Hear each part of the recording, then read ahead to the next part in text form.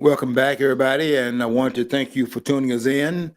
We are the program called What's Going On here at allpointstv.com, and we are so happy to have you with us this afternoon. Our program comes on at 2 o'clock, and we stay around for an hour, and we're going to try to be within that 1 hour period today. We've been running over a little bit these last couple of times, but we are going to be very, very cognizant of the time, and we're going to try to stay within the restraints of the studio's time for this program. Thanks again for tuning us in. You know, I went back over a number of books that I have just been. I have really been in tears a couple of times going back over some of the books I've been going back over, particularly the book by Victor Davis Hanson called "The Dying Citizen," and I want to call your attention to a couple of other books that I brought as well. Certainly David Horowitz's books. The one called The Enemy Within, and the book, which I'm going to highlight this book, The Dying Citizen by Hanson, and then the book Final Battle by David Horowitz. I think those books are the key books of which I'll be talking about today.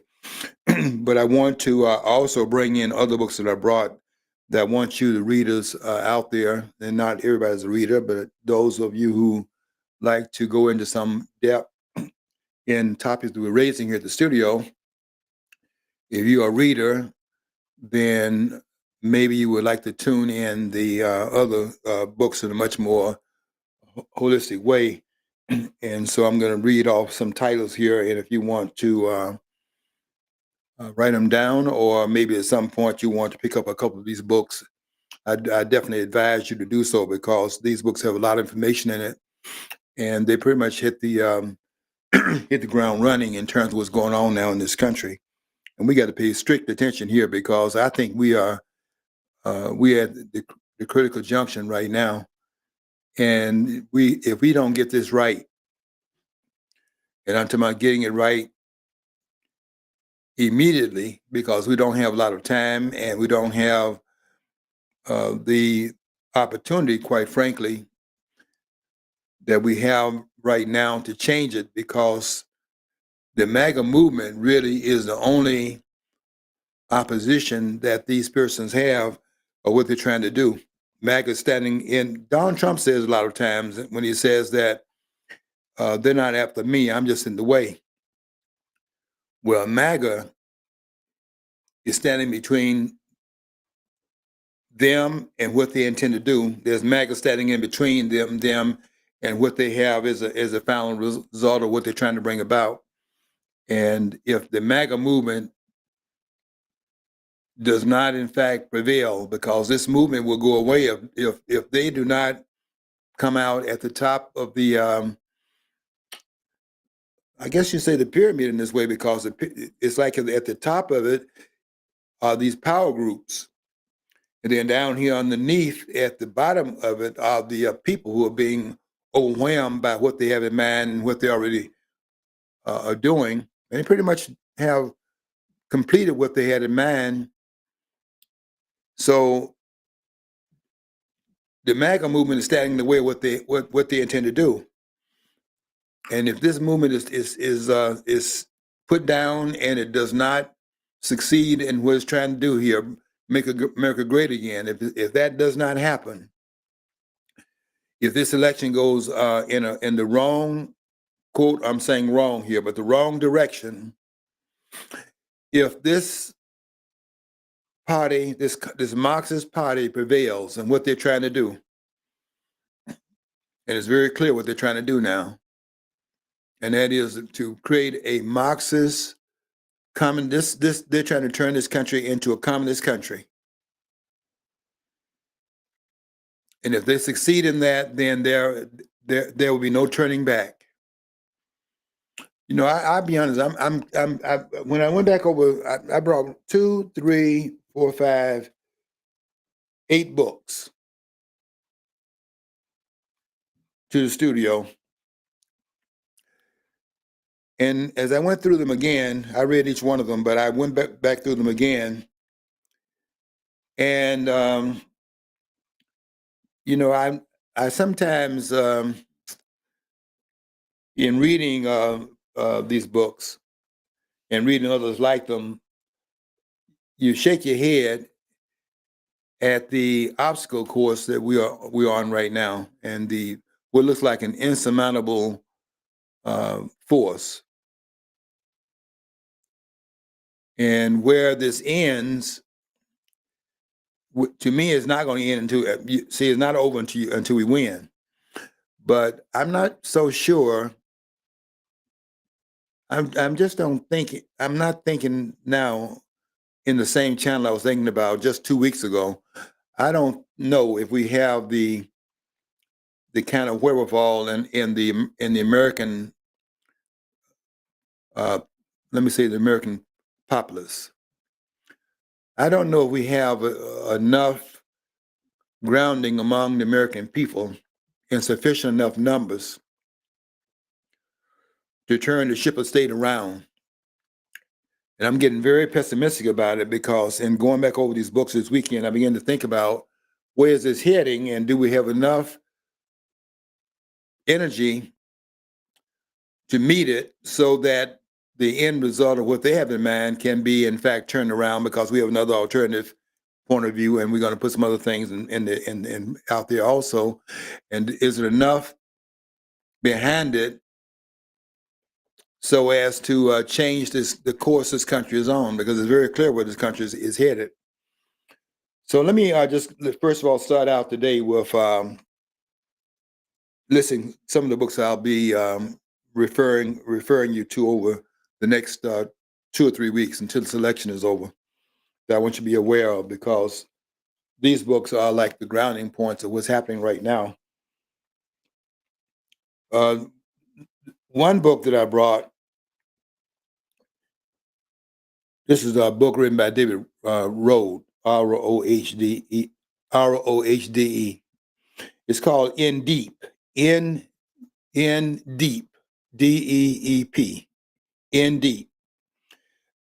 The FBI, the CIA, and the truth about America's, quote, deep state, unquote. Deep state is in quotation marks.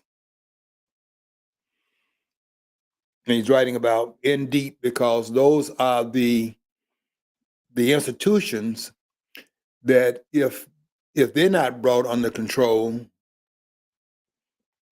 I'm talking about the FBI, the CIA, and what he calls, and what I am getting more and more convinced of, there's a deep state.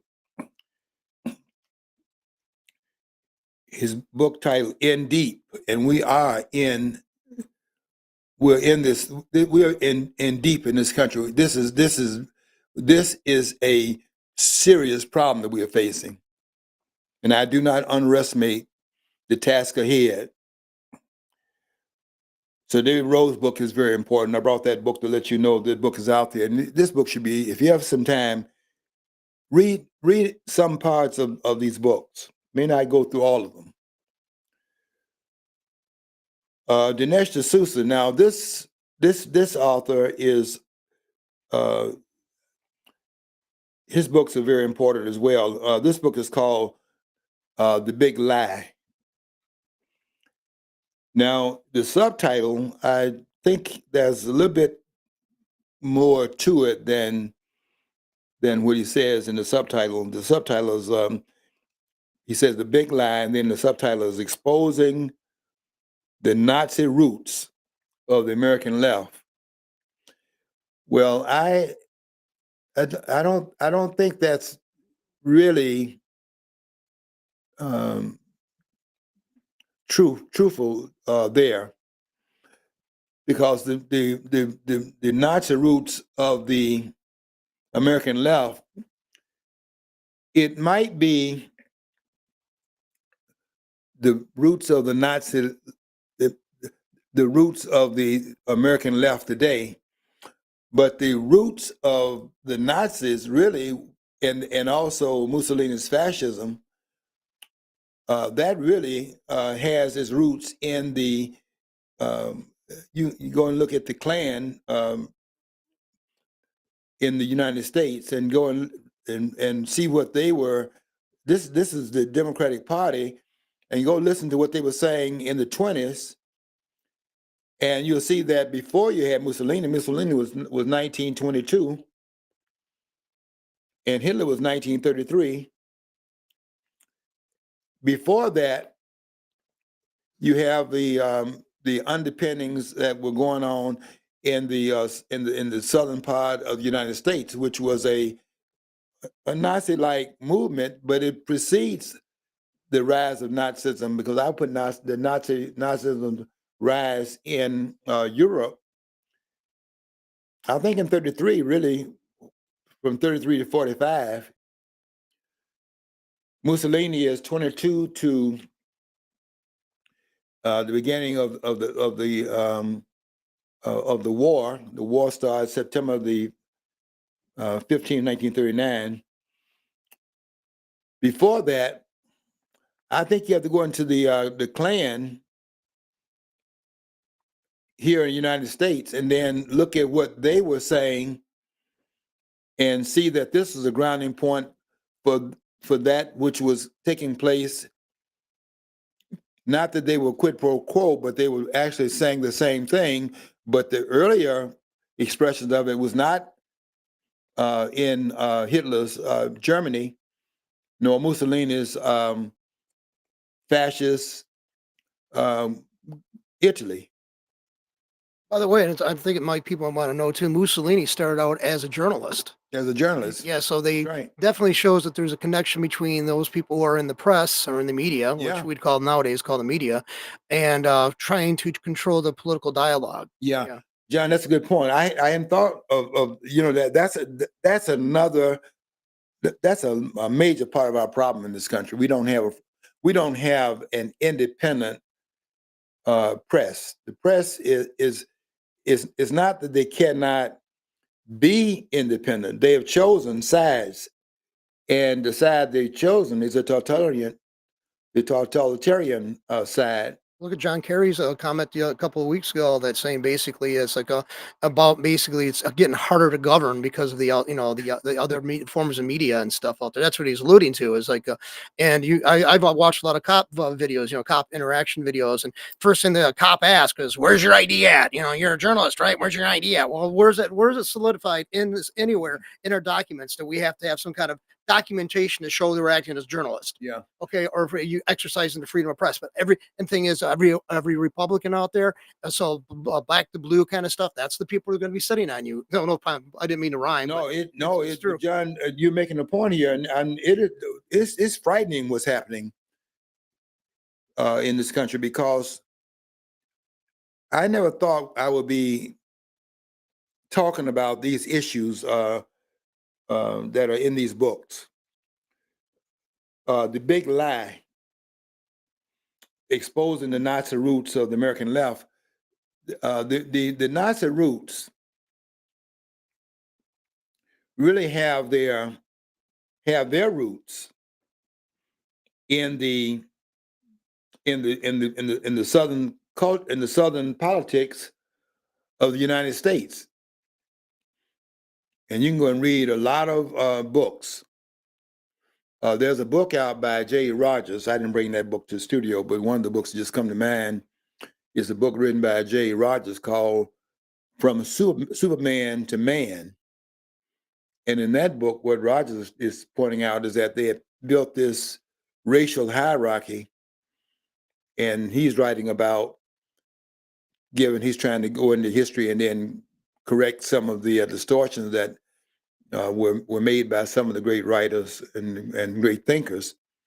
But there were people like Henry Trevor Roper, and the writer of the book called the study of history. And they're making these claims that there were people that didn't have a history. And so this idea that you have now in the 30s with 20s, the later part of the 20s and 30s, with the fascists in Italy and then the Nazis in Germany, that did not start. You don't come in contact with that ideology in Germany and Italy first. You come with that. You come in contact with that ideology in the southern culture of the southern part of the United States. And if you read some of those comments they were making at that time, I mean, read Coons' writing and their claims they were making, and you'll see that there was an early expression of this racism that predates Hitler. Hitler was, let's see, Mein Kampf was written in 1923, I think it was. But you know, these racial expressions were borrowed from the left here in the United States. And so the big lie, Dinesh D'Souza's book, he's saying, subheading, exposing the Nazi roots of the American left. The Nazi roots of the American left may well have been a more direct borrowing, but you skip over that to go back to the American roots of it. And it's certainly be better known by what happened later on, but going back to the roots of it is not there. The roots of it is what they were doing here. So the left has its roots in the Democratic Party. Those are the roots of it. But they're different expressions of it. So I would say Dinesh D'Souza's book, The Big Lie, is also a book that needs to be read. David Horowitz's book, and I really should say this until close to the end of the books I'm going to be bringing here and talking about. But I did want to bring you Horowitz's book called The Enemy Within. And I want to read this comment made by Abraham Lincoln. Now, I want to say this. I'm not a fan of Abraham Lincoln. I think Abraham Lincoln is the negation of the framers. He's antithetical. He's an antithetical figure. And I think it's blasphemous, quite frankly, to have Abraham Lincoln up there on that same to have him up there with George Washington. It's a contradiction. Now they're not going to say that, but that's a contradiction to have Abraham Lincoln up there on Mount Rushmore with George Washington, because Abraham Lincoln was negation of what Washington was trying to do, what the founders were trying to do. I gotta jump in here again too. Like again, I go to my cop audit videos and I see people saying, "Well, just surround. If you just go along with the police officers," and then I look in their profile and they got a picture of American flag and the American bald eagle and patriot, and all this stuff. And I went, okay, so you love freedom, but as long as nobody exercises it, it's good in theory, but you know. Yeah, as long as you don't have anybody up there trying to exercise the freedom that are, you know, the so-called inalienable rights that you have, if you're not trying to express and bring those into the public domain, you're fine. But to do that, and this is another book I brought also, it's Napolitano's book called "It's Dangerous to Be Right When the Government is Wrong." This is taken from the statement made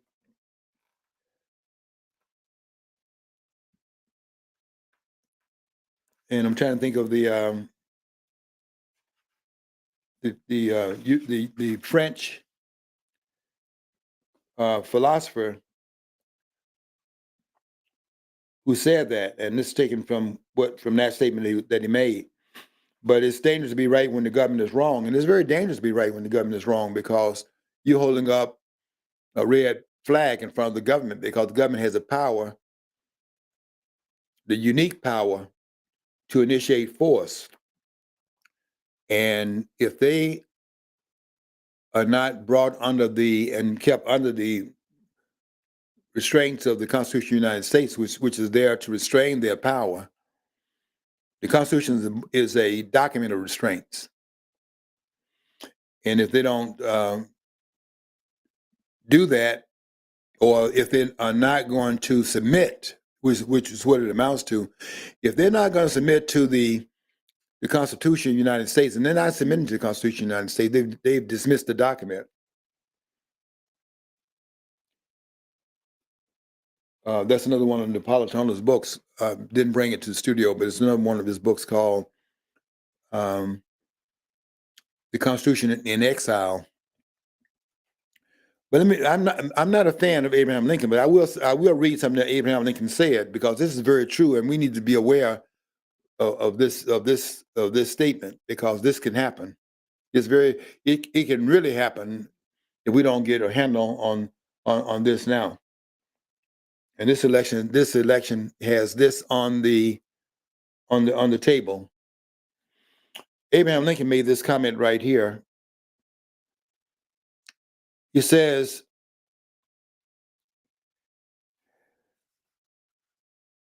at what point there is the approach of danger to be expected? I answer, this is Abraham Lincoln speaking, I answer, if it ever reach us, it must spring up amongst us. It cannot come from abroad. If destruction be our lot, we must ourselves be its authors, and its author and its finisher. As a nation of free men, we must live through all time, or die by suicide.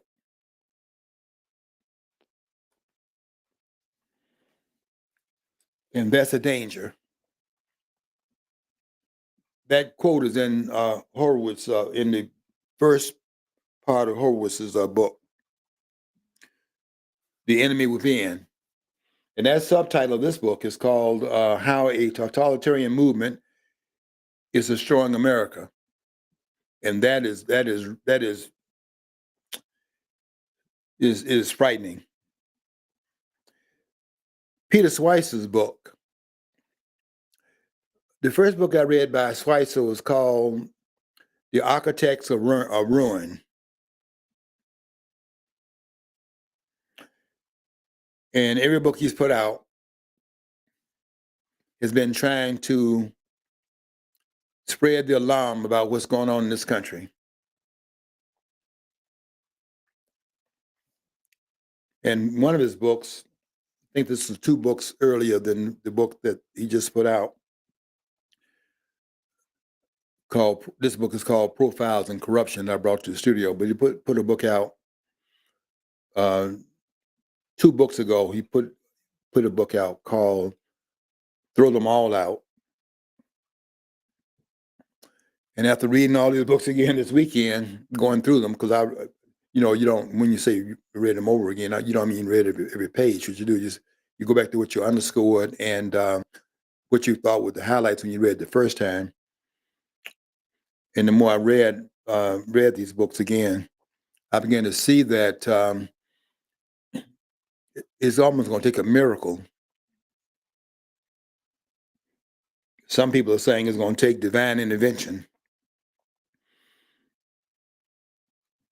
to straighten this mess out that we're in right now, because we are really in the latter stages of losing this country. And I can't say that, I cannot stress it enough, but that's just about where we are right now. This country's in serious trouble. So that book called The Architects of Ruin was the first book I read by Peter Schweitzer, but this book right here is along the same line, but maybe a little bit more of an incisive expression of that. It's called not Profiles in Courage, Kennedy's book. This one's called Profiles in Corruption. Abuse of power by America's progressive elite. Abuse of power by America's progressive elite. And that's Schweitzer's book that came out 2 years ago. This book by Jim Marrs is also a very important book. Rule, R-U-L-E, Rule by Secrecy. And if you're going to have a free society, you must have the free flow of information, because the way you actually maintain a free society is that you must be an informed society, and you must be a literate society. We have to read, and that's my fear, that we're not really, these books, I don't expect you to read all these books, but at least be aware of the books. Somebody took the time to write them, and they're trying to sound the alarm of where we are right now. And that is certainly true of Victor Davis Hanson, who is one of the scholars. I don't call them intellectuals. I think the only intellectuals this country has produced are the intellectuals at that Constitution Convention in 1787. There have been none like him since. That's saying a lot, but I think that's true.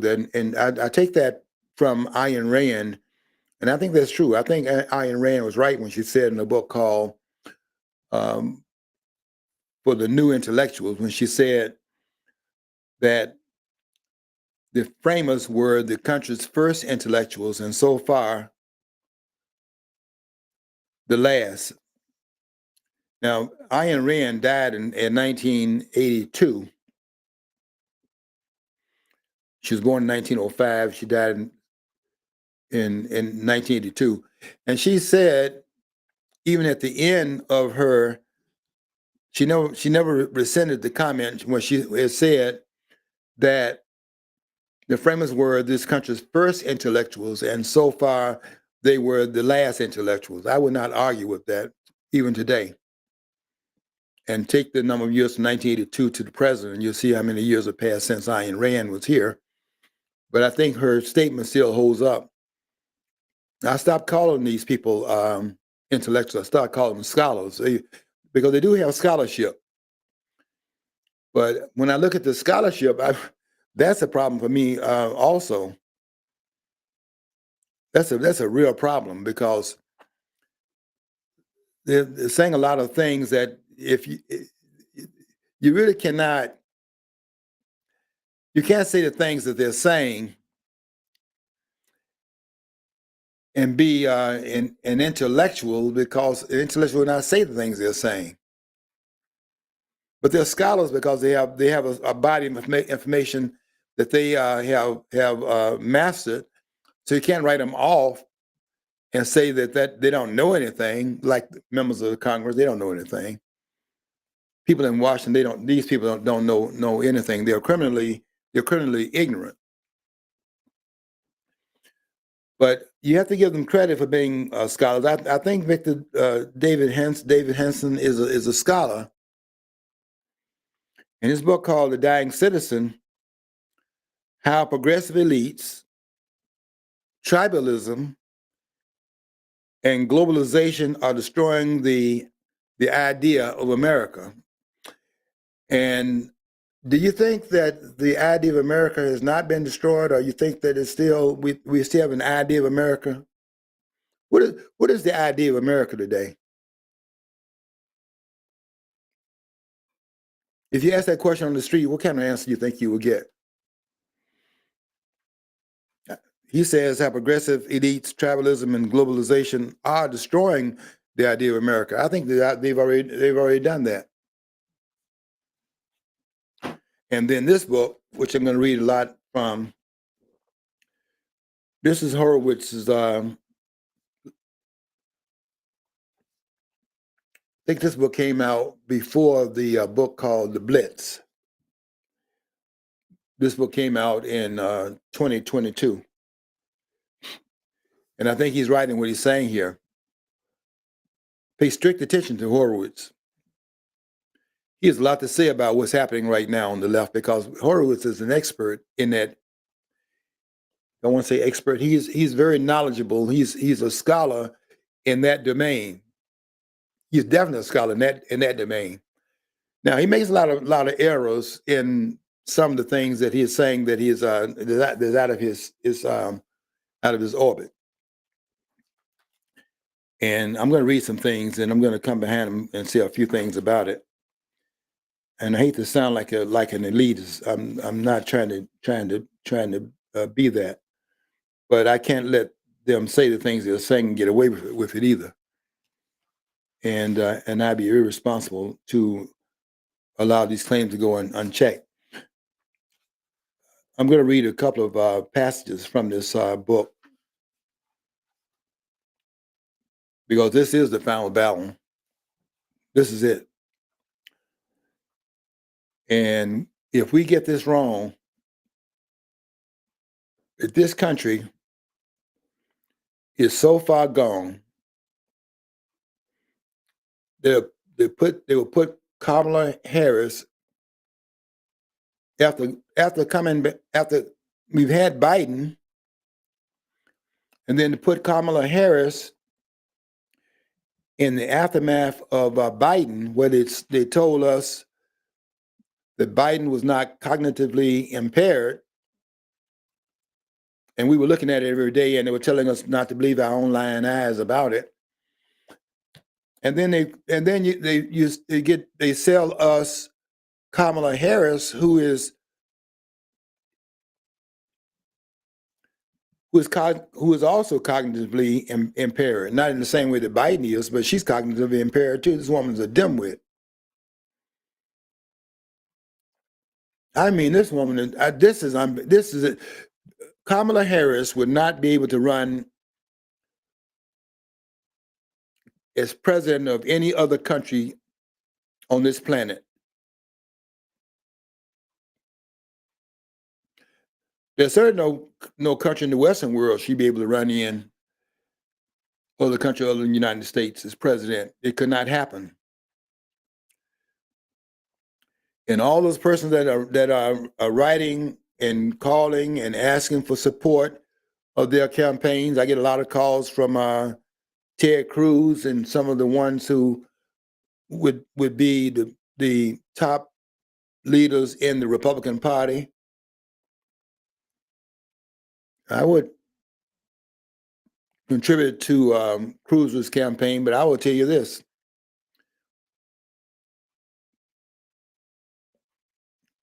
We're not missing a lot if those Republicans were not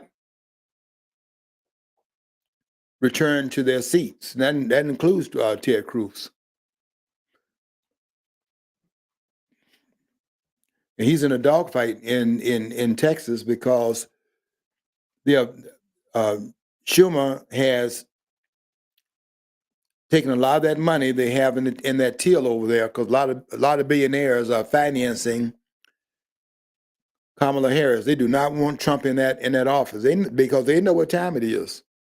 They know. These communists know the only person that can stand between what they have in mind and the American people, to stand in that gap, the only person capable of doing it is Donald Trump. No one else. Trump is this country's And I hate to say this because he's just an individual like the rest of us, but Donald Trump is the only one standing in the gap that can head off or help lead the people to head off this train wreck. And I'm certainly not saying one individual can get this job done. I'm not making that claim. It's going to take a village to get this job done. A whole lot of people got to be enlisted in it. And we cannot have anyone as a spectator and everyone has to understand there's no sheltered rear. This is indeed the final battle. The election, November the 5th, 2024, this is it. I'm telling you, America, if you knew what you would know from reading these books, and if you've been taking the temperature of the country, or where the country is right now, if you are paying attention, you know that if this cannot be stopped with what Trump has done in terms of the MAGA movement and that movement that's standing up as a patriots to stand up to stop what's happening in this country, if it cannot be done with this movement, and this is the only movement out there that's trying to stop it, whether they can do it or not, we'll have that answer on the 6th of November. We'll have that answer. In the 6th of November, because by that time, even though they are slow walking the vote as they intend to do, because they don't intend to have, don't fool yourself, they do not intend to have a free and fair election. They've come too far down this road.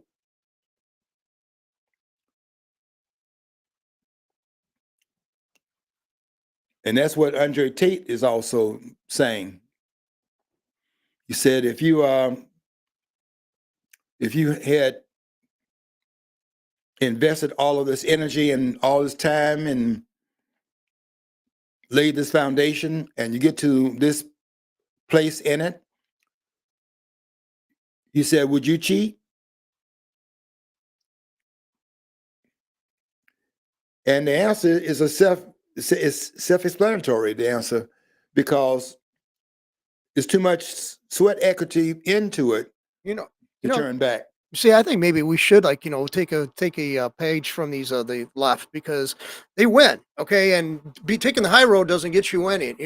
And if we start engaging the same thing they did, or the same thing they do, they'd be screaming bloody murder. Yeah, because see, we have a standard we state that we believe in. They have no standards. That's the reason why they find morality so offensive, because that means you have to say a yes and a no and have to actually stand by that. They have nothing. They change with the whims of time, and they're just eager to get power, and once they get power, they abuse that. So they have no moral center to them whatsoever. that's right, and that's what makes them so dangerous. The only principle they have is winning, and they'll do that by any means that it takes in order to get that done. They're not grounded in any constitutional principles or any rule of law. They're a lot like what the ninja would say. If you want to, when you fight, ninja and the samurai basically, to fight, when you engage in a fight, already consider yourself a dead man, which means they don't have anything to lose or gain, because there's nothing they have to go back to, because they have the stated principles. They can always morph into something else, and they can become more abusive and far more brutal than the people they are allegedly fighting against. That's what the left usually does. Mm-hmm. John, I just cannot stress enough how critical this election is. This is really a critical election. And I don't even know how people can admit that they are undecided. What is the problem here? People saying they're undecided, and the election is going to be, this is going on, what is it, 3 weeks from now? 3 weeks from Tuesday. And they're saying that they're undecided. What is that to be undecided about?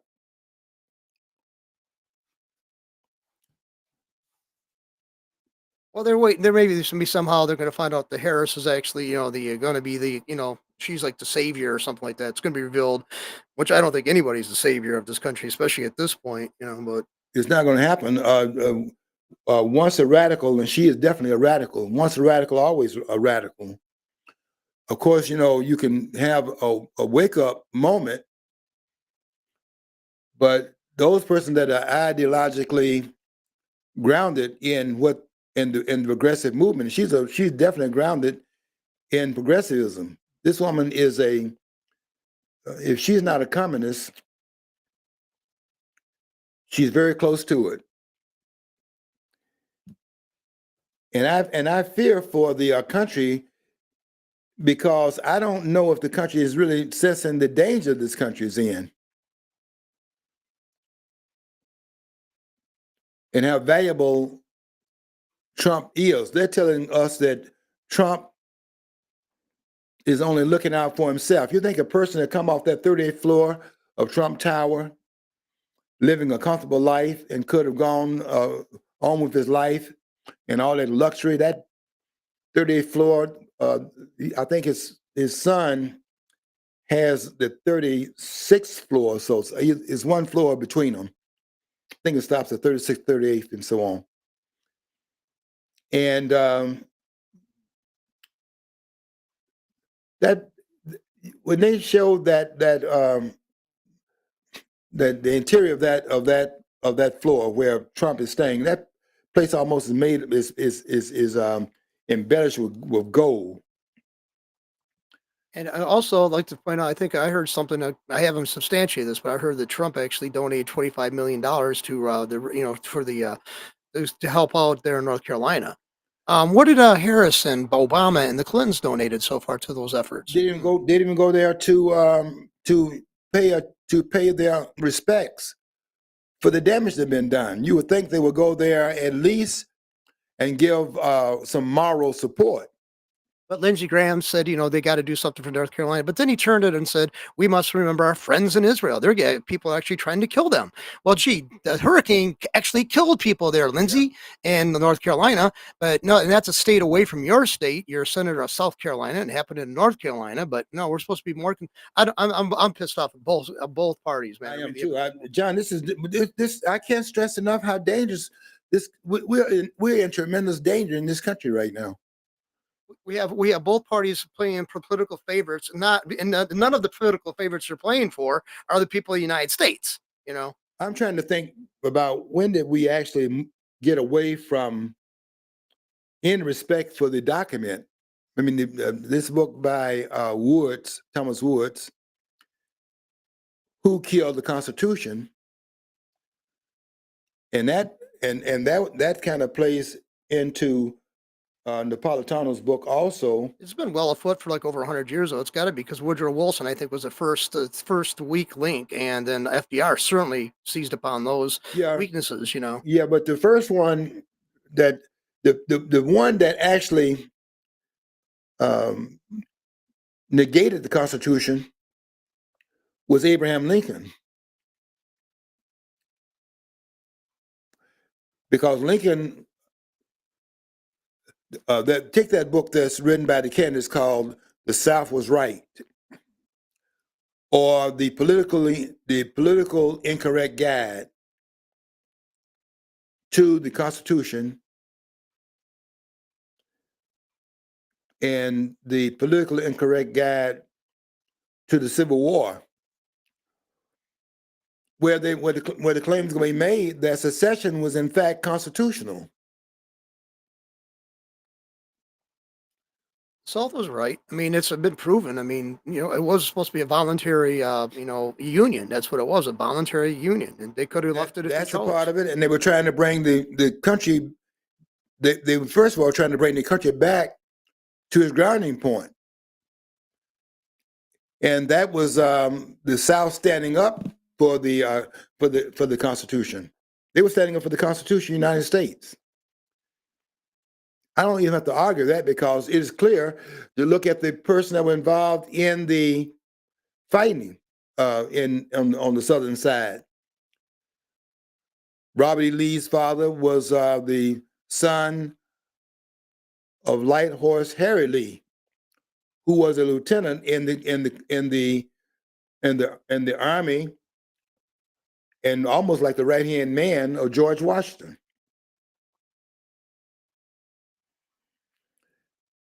I mean, these people that were fighting this war were trying to refine it. This idea is such a vulgar history to be saying that this war was over slavery.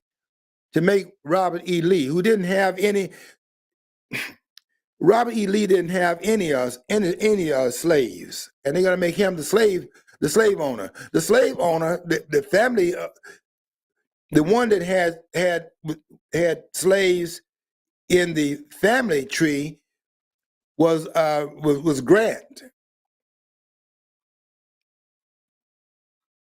who had slaves to his wife. Grant being the northern general, and Lee is not fighting to maintain slavery. The people out there in that field that were fighting, they weren't fighting to maintain slavery. They were fighting for the South right to exercise an option based upon things were not going the South's way through the taxation that's put upon the South, through the tariff.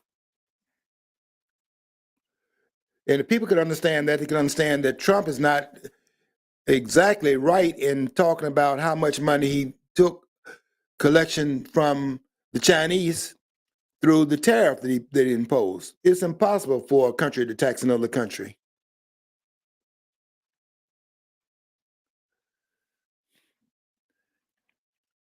What happens when you put a tariff on the country? They just simply raise the prices up, and so the person inside the country pay that tariff, that tax. You can't. It's impossible for a sovereign country to tax another sovereign country. That's why in this country the country was fighting for its independence, because if it becomes independent, it cannot be taxed by King George III. Only as a subject of the crown. But to be independent of the crown is to be independent of the taxation the crown was imposing. It's just so much that is bothersome about where we are right now. And I just don't know. But I'm going to find out pretty soon. I don't know right now how this turns out, or if you have the power to turn this ship of state around. I don't know if we would do that. But I will tell you this: if we do not get it right on the 5th of November, I know the answer then to that question at that point, because I don't think that there'll be another chance. In fact, I don't think, just thinking off the top of my head here, I don't think that the two-party system will survive. You can only hope. Yeah, and two-party system, let's be honest, that right there is really, we got to duopoly, the two-party system, the flip side of the same coin. Well, when you have people who are related to each other and working together, like you have Molly Maitland, the spin doctor for the Republican Party, married to James Carville, the spin doctor for the Democratic Party, that shows that these people really don't take any of their principles seriously, you know. It's so threatening. It's the country is under attack from both sides. And when you think about who are the ones that's going to bring them back to the constitutional order, who can do that? Which one of the persons in the Congress can do that? Which one of them are qualified to do it? Ted Cruz is not qualified to do that. Not with what Ted Cruz is saying. He's a student of of Alan Dershowitz, and Alan Dershowitz is not a student of the Constitution. I go back to like what William F. Buckley said about Shelley Winters, the actress. She goes, she stated it, from the onset that she didn't know much about politics. Then she went on to, as she talked, she went on to overly demonstrate that. You know, John, it's frightening that we don't have people in our government that even understand the document. I have an ex-GF, girlfriend. She worked for the FBI, and she kept on saying, "Well, you don't know what it's like to swear a bureaucratic oath." And the Constitution. I said, "Do you know what's in the Constitution? Can you show me in the Constitution where the allowance for such an agency as the FBI to exist in the first place? How can you, as an agency member, make a pledge to a Constitution that actually probably would, the original intention is to keep people, agencies like this from being created? Yeah, I don't understand that. It's a ritual with them. Everybody has taken an oath of their allegiance to the Constitution to be sworn into office. But I can tell you right now, and I've been listening to them for a long time now, and I can tell you that none of them understand the Constitution of the United States, nor are they upholding it. And just look There's at not one person. There are 535 members in Congress. There's not one person in Congress. Just look at them roll their eyes when you bring up the Constitution. Yeah. Democrat or Republican. Oh, geez, that thing. Oh, yeah. Okay. Oh, yeah. Okay, sure. Okay, yeah. They humor you. The condescending attitude emerges rapidly. They're not qualified to uphold it because they don't understand it. And you can just go anywhere and in this book here called Final Battle by Horowitz. Go read the chapter. And I'm not asking you to read the whole book. Read the chapter, Insurrection and Impeachment. That's chapter 2. Insurrection and Impeachment. And he has a subheading in the chapter, Impeach Trump.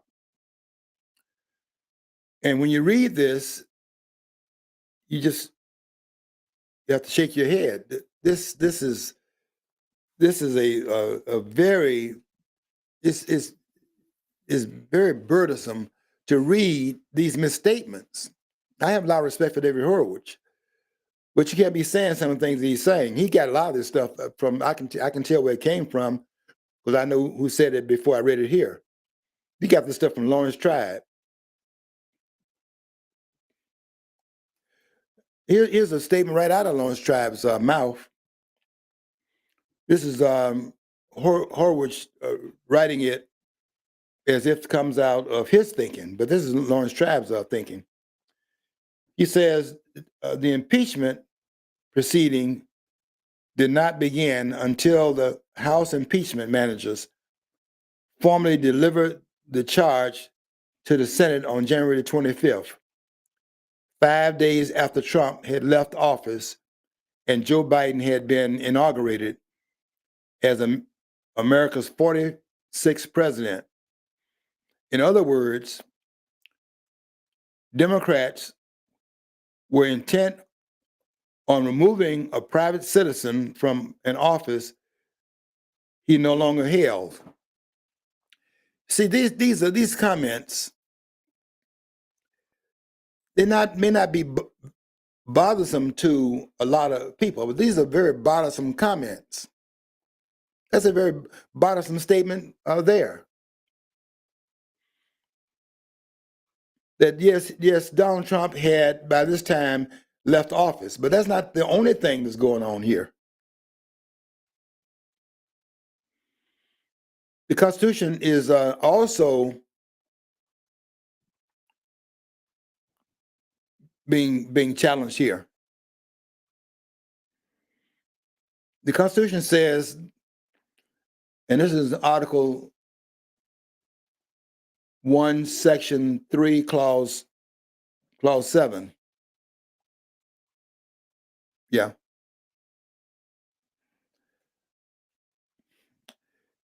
And what it's saying here, what the Constitution says is that after you remove, if what they're trying to do is convict Donald Trump. What Horowitz doesn't understand is that the impeachment has already occurred. Lawrence Tribe doesn't understand the impeachment has already occurred. But this is not, and really, here's another point. They keep talking about an impeachment trial.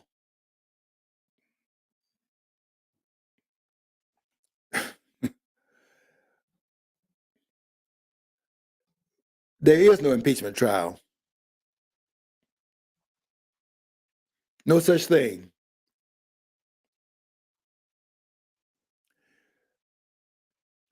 Now, those scholars are not going to agree with me on that. I'm telling you, folks, they're not on this level. They're not. There's no such thing as an impeachment trial. And when he's regurgitating what Lawrence Tribe said, Tribe saying the impeachment proceedings did not begin until the House impeachment managers formally delivered the charge to the Senate.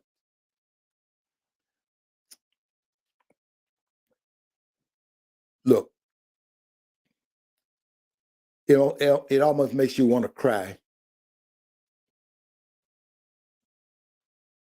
And I have actually cried in reading that. Because these people are running, these people, not that Horowitz is doing it, but this is what they believe. This is what they believe in the Congress of the United States. These people are running this country. Yeah, there's no requirement for anybody who's running for office for the Congress or Senate to actually have a familiarity with the Constitution, like a series of courses they have to pass through or anything. That's right, yeah. John. All you got to do is get more votes than the other guy got, other lady got. That's the requirement. Just get more votes, and then you're in office. There's no requirement in terms of a litmus test. Really, if you gave a test on what they should know, and they should know the Constitution because their job is to defend it. That's why I always bring that up about people saying that they swore some oath to a Constitution and then you try to press for details. They don't know what the hell's in the Constitution. They don't know, John, and they can read it and still not understand it. It's not.